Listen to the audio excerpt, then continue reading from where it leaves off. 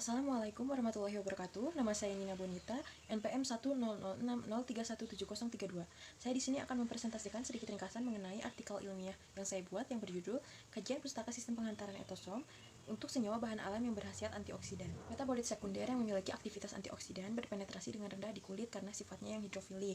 Dan seperti yang kita ketahui, kulit kita memiliki sifat yang dominannya hidrofobik karena penyusunnya yang tersusun atas banyaknya keratinosit di dalam sel-selnya. Nah, untuk meningkatkan penetrasinya maka diperlukan sistem penghantaran obat baru, di mana salah satunya ini adalah etoform yang dapat digunakan untuk menghantarkan senyawa bahan alam yang memiliki aktivitas antioksidan ini, karena kemampuannya yang dapat menghantarkan senyawa hidrofilik, hidrofobik maupun amfifilik. Etosom merupakan suatu teknologi sistem penghantaran obat berupa vesikel pembawa yang lunak dan elastik berbasis lipid, di mana komponen utama dari etosom ini terdiri atas fosfolipid, etanol, air, dan pada beberapa penelitian juga ditambahkan propilen glikol dikarenakan untuk meningkatkan penetrasi serta meningkatkan stabilitasnya dalam penyimpanan. Nah, tujuan dari penelitian ini adalah untuk mengkaji artikel ilmiah untuk mengetahui formulasi etosom untuk senyawa bahan alam beserta karakteristik dan contoh aplikasinya. Pengkajian dilakukan dengan metode literatur research. Nah, untuk memenuhi karakteristik etosom yang dibuat, maka dilakukan uji karakterisasi meliputi efisiensi penjerapan, ukuran vesikel, indeks polidispersitas, dan potensial zeta.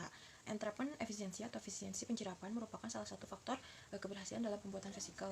Nilai yang diperoleh akan menunjukkan berapa banyak molekul obat yang terjerap pada sistem vesikel etosom dan menunjukkan kesesuaian metode yang digunakan. Alat yang digunakan ini biasanya ultrasentrifugasi, di mana kecepatan pengadukan juga sangat berpengaruh kepada konsentrasi obat yang terjerap di dalam sistem vesikel tersebut. Tidak ada ketentuan khusus untuk menandakan vesikel telah memenuhi syarat, namun semakin tinggi persentase penjerapannya ini, maka semakin banyak senyawa yang terjerap di dalam vesikel. Kemudian ada karakteristik, ukuran vesikel, indeks polidispersitas, dan potensial zeta yang dapat dilakukan secara bersamaan menggunakan salah satu alat yang disebut dengan particle size analyzer dengan metode dynamic light scattering, di mana pengukuran ukuran vesikel ini dilakukan untuk menentukan ukuran vesikel yang terbentuk dan menentukan kemampuan penetrasinya ke dalam kulit. Ukuran vesikel atau diameter vesikel etosom akan memenuhi syarat apabila ukurannya berada pada rentang 10 hingga 1000 nanometer. Kemudian ada indeks polidispersitas atau PDI, di mana indeks polidispersitas ini adalah parameter yang menentukan distribusi ukuran partikel yang menunjukkan keseragaman ukuran vesikel.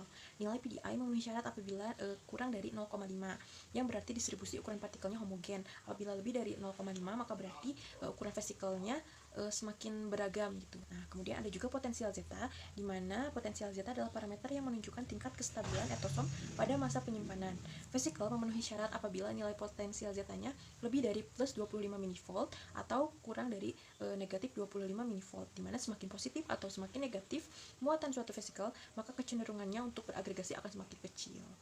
Nah, adapun contoh aplikasinya, etosom ini sudah banyak dimanfaatkan untuk beberapa zat-zat aktif kimia yang memiliki penetrasi rendah ke dalam kulit, maka untuk meningkatkan penetrasinya tersebut dipakai sistem vesikel etosom ini. Namun khususnya pada penelitian ini saya memberikan contoh-contoh aplikasinya kepada bahan-bahan alam yang digunakan untuk sebagai antioksidan.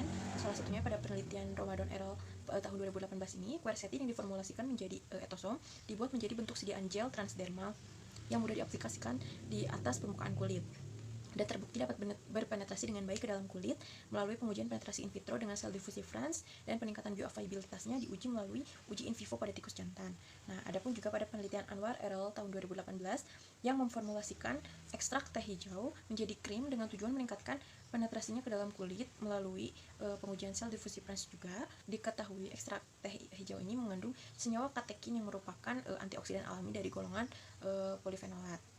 Sekian presentasi yang dapat saya sampaikan. Mohon maaf apabila banyak kesalahan. Terima kasih atas perhatiannya. Semoga bermanfaat. Wassalamualaikum warahmatullahi wabarakatuh.